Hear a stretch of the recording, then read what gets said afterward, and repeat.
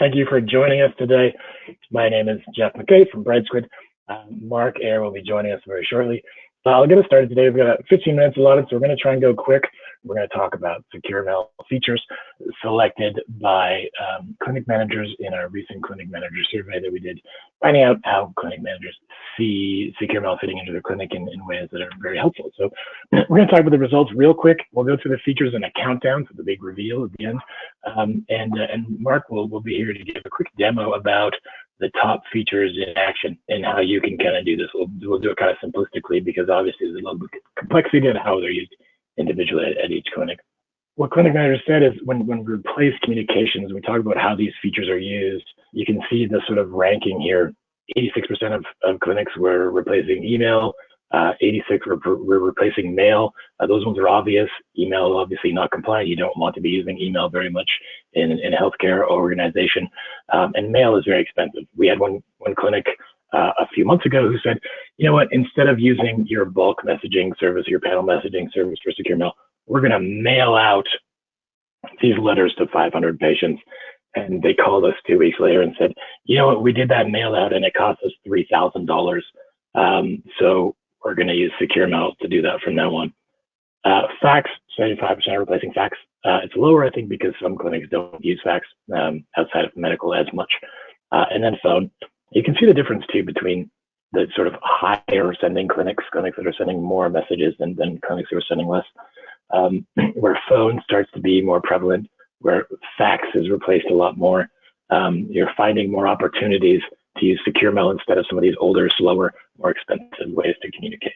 I'm not going to go through all of these, but these are the options that were presented to clinic managers and say, pick your top 2. Diving in real quick so we get a chance to have a bit of a demonstration at the end. If Mark's able to join us, then we'll do that. So top secure mail number 5, feature number 5 was actually a tie.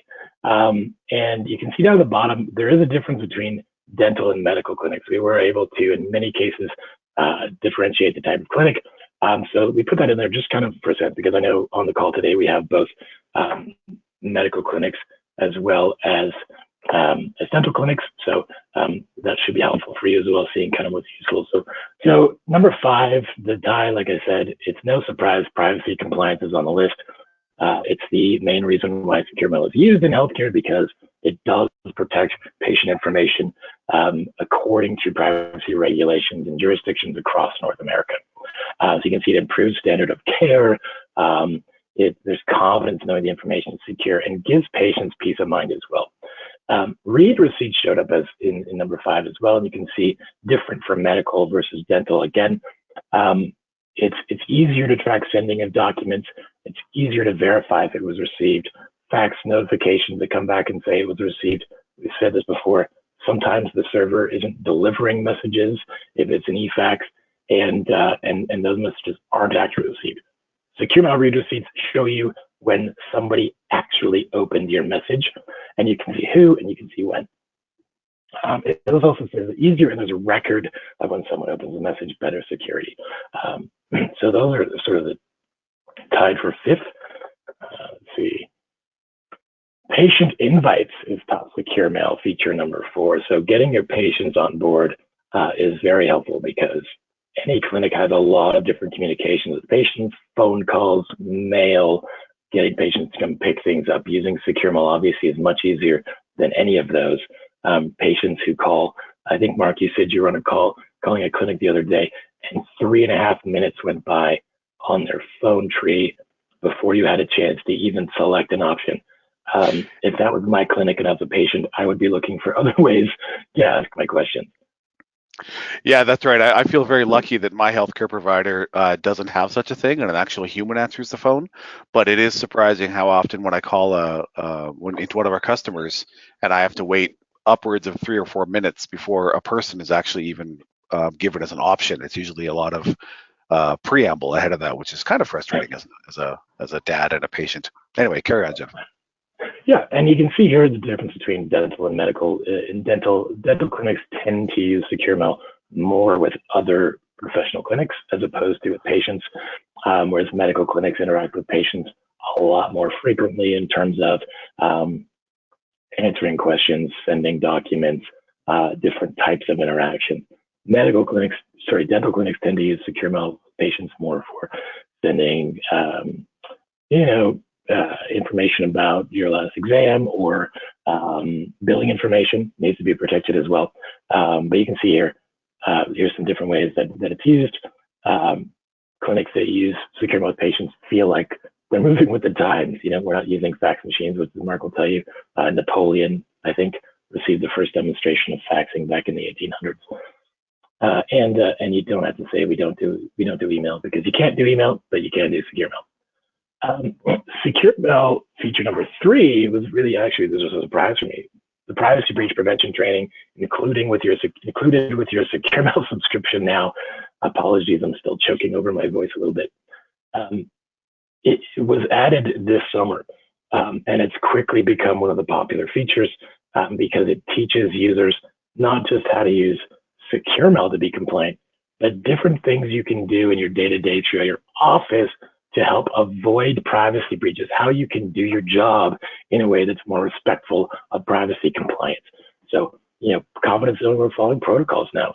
So this has been a great feature. I had hundreds and hundreds of users have now taken this training already. If you haven't taken, or your clinic hasn't taken your privacy breach prevention training, I do recommend, and lots of clinic managers obviously recommend that you take it as well.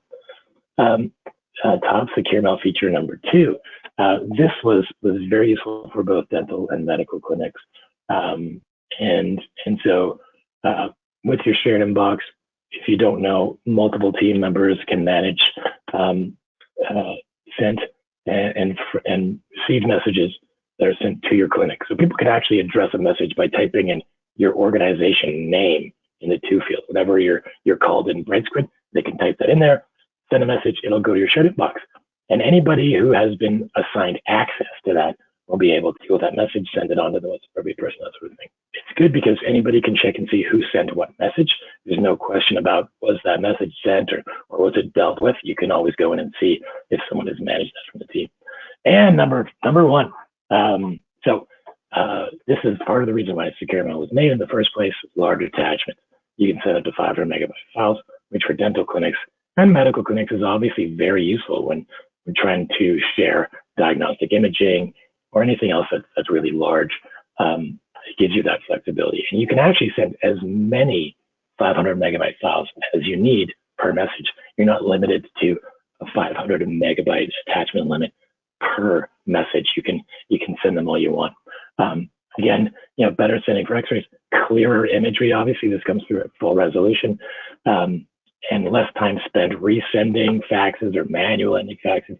You save on paper, you save on ink. I had one clinic come up to me at a training we did and said, we save $1,000 a month now on stamps and printer ink because we were printing out full-scale images and sticking them in a 9x12 envelope in the mail. There you have the top 5 secure mail features, 6 really, I guess, as voted by clinic managers that use secure mail. So Mark, let's turn things over to you. All right, thanks very much, Jeff. And your voice sounds great. And Jeff, let me know that you can see what I'm showing. Yep, coming through. Okay, perfect. So I'm going to start. I'm not going to go through the 5 features that Jeff was just talking about, not in the same order because it is not logical that way. So I'm showing right now, this is actually on my actual real login. This is my account, and you can see all of the training courses that are available. Now, to get here, there's on the left-hand side toolbar, there's a little training link, and that takes you into the training component. I'm just going to make this full screen to make it easier to read. Now, in my case, I have access to every training course that Brightsquid offers. Depending on your subscription, you may or may not have all of these, but you will definitely have access to this one at the bottom, which is the one Jeff was talking about, Privacy Breach Prevention for Healthcare Clinics. And these are the 3 modules that we encourage every user of the Brightsquid Secure Mail service to complete so they can understand their role in protecting patient privacy and using secure mail in a more efficient way. The other one that everyone has access to, or the other 2 that I'll quickly highlight, is this secure mail course and secure mail for improved patient care. All of these follow the same basic format: videos, quizzes, and so on. And at the end, everyone gets a certificate that they can hang on the wall for bragging rights within the office. So really, really valuable stuff here, and important to go through when you are onboarding your staff into secure mail and showing them how to use all of the Brightsquid features and functions. With that in mind, I'm going to switch to another window now and talk about the actual nuts and bolt features that Jeff was just talking about. So I want to start with the first one, which was number one, the ability to send large files. As Jeff mentioned, Brightsquid was founded by a radiologist, and his goal in inventing secure mail, as it were, was that he needed to send diagnostic imagery to consulting physicians around the world. And FedExing a disc back in the early 2000s was the only way to do that. So that was how we came to be. But the way that it works, some of you may not be aware of, is when you're composing a message, you can attach, as Jeff said, really, really big files. So I'm going to go into my folder. I'm just going to drag over a new window here. Where did I go? Oh, goodness gracious me. All right, so here I've got my directory of downloaded files, and I have a sample file here called superbigfile.zip. This file is 300 megabytes in size. As Jeff mentioned, you can upload files as large as 500 megabytes, which is about 10 times larger than you can send through a traditional email service, be it Gmail, Hotmail, or even your Outlook services.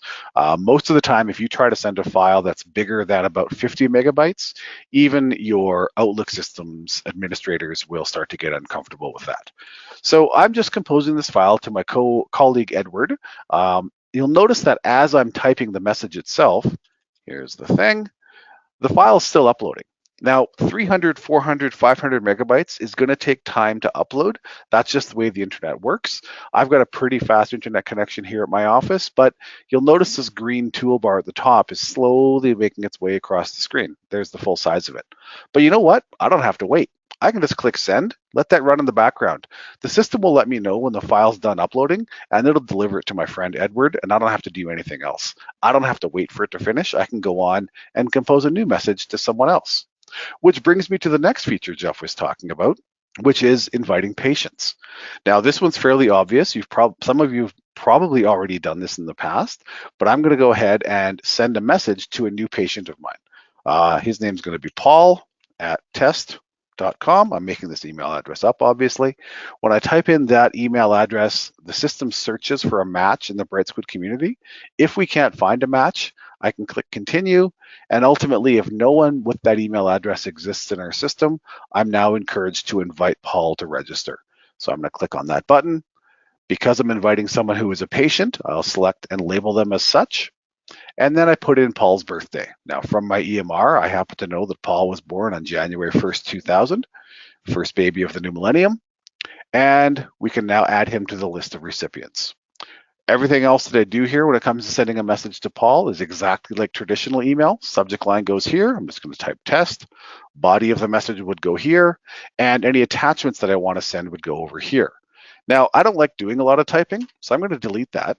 And instead, I'm going to select a template from down here. Jeff didn't talk about templates very much, but this allows me to auto-deploy a whole bunch of content into a message, including attachments, so I don't have to type.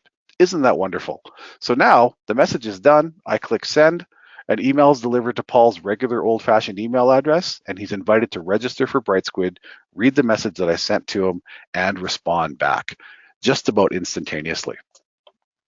You'll notice at the top of my screen that green bar is still making its way across. We're about halfway there. So we'll let that keep running. While we're waiting for that to finish, I got two more things I want to show you. One is the shared inbox. The whole concept of Brightsquid Secure Mail is meant to be collaborative. No one person or one login is responsible for all the incoming messages. We've designed it such that when messages come into your office, they can, by default, be routed to this shared inbox, especially messages from patients. In my shared inbox, we can see that I've recently received a message from a patient named Freddie. And Freddie, as I can see here, was responding to a message sent by one of my coworkers, Sidney Crosby, not only a great hockey player, also a coworker of mine. Sid sent this initial message off to Fred earlier today, and then Freddie responded back with the attachment. So if Sidney has gone on vacation or he only worked in the mornings because he has to get to hockey practice in the afternoon, when Freddie replies, the message comes back to the team, and the team is able to deal with his response. So it doesn't rely on Sid always being there, so to speak. And lastly, also in the same area of the shared inbox is I have my read receipts. So anytime that we send a message out to a patient or a colleague, we can determine if that message has been read by the recipient. So my other coworker, Wayne, also a good hockey player, sent this message to Chuck earlier today. And when I look at this message in my shared inbox, I can see this little orange icon next to Chuck's name, and it shows me that this message has not been read. Chuck hasn't seen this yet. I may want to follow up with Chuck in an hour or two and see if he's having problems, or just give him a phone call. Conversely, this message sent to Adam was read this morning at 8:53 a.m. So that allows me to determine and close the loop on any messages that go out to my patients, whether I personally sent them myself or one of my talented colleagues sent them on the behalf of the clinic. Anyway, that's all the time I have for today. I'll turn the mic back over to my buddy Jeff, and we'll wrap things up. Thanks, Mark. I appreciate you being fast. You sounded like me there talking. We do have a couple questions. To answer one of the questions that came through while I was talking. Yeah. And I didn't have time to show this, so I do apologize to the person who asked this question.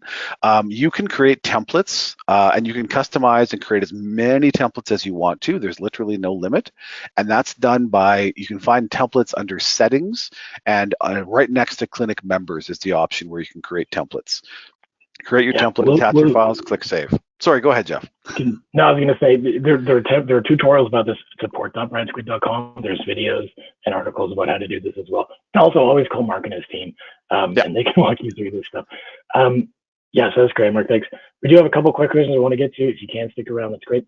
And I will point out that our next user group meeting, we will go over templates, and we're looking at sort of the most common templates that were created in 2022.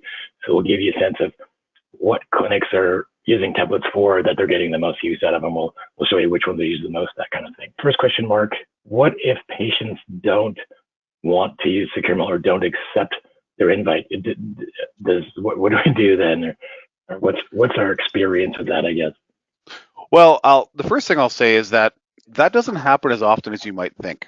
There is often this perception that patients don't want to use SecureMail because it's another password, it's complicated, I don't like technology.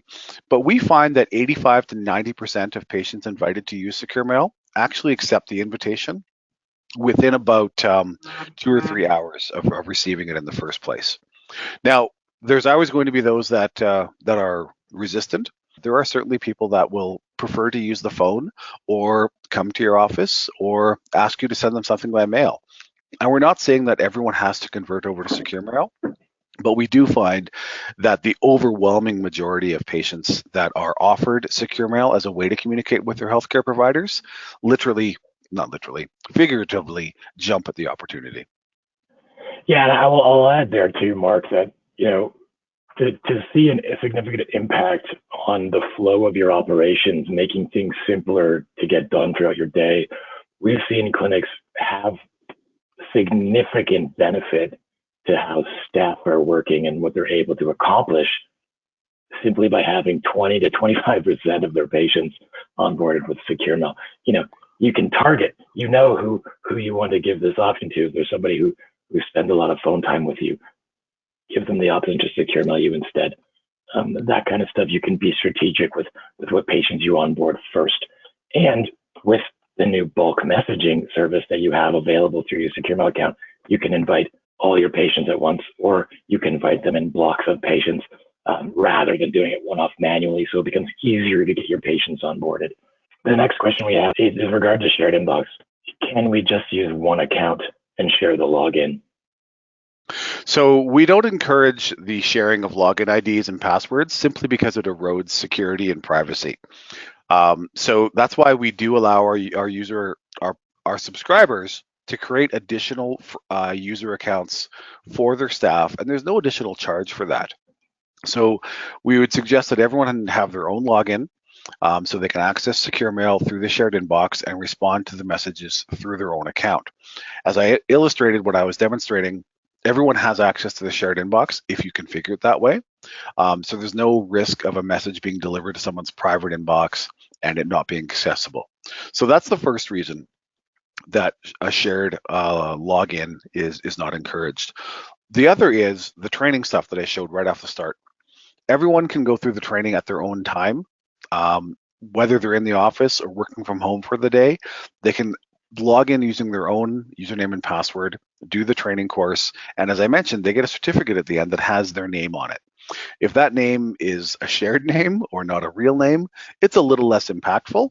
And for some of our training courses, they are available to be sent in for CE credits, depending on the association or college that you might belong to.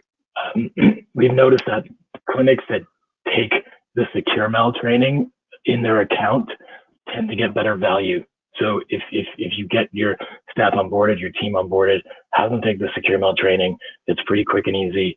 It's broken into different segments they can take, and that will help you get that transformation away from more costly things like mail and fax. We do have one question I want to squeeze in, Mark, if we're okay for that. Yep. How come the templates are not available when we are sending a reply to the patient's email or inquiry? That is a technical restriction that really ties back to the threaded nature of a Brightsquid secure mail message. Inserting more information and changing the subject line just makes that more complicated. I think it's a technical restriction more than a functional one, and it's something that probably should be discussed with our programmers to see if we can make that available in a future release, because it really is just a technical restriction that we need to surmount. Well, that'll bring us to the end of our presentation today. Thank you so much for spending some of your lunch hour with us. If you have more questions, please reach out to the support team. You can also find more information past user groups, lots of other articles and webinars about how clinics are using SecureMail on our community tips section under on the SecureMail on brightsquid.com. So thanks again, and thanks, Mark. We appreciate you joining us today. All right. Thanks, everybody. Have a great afternoon.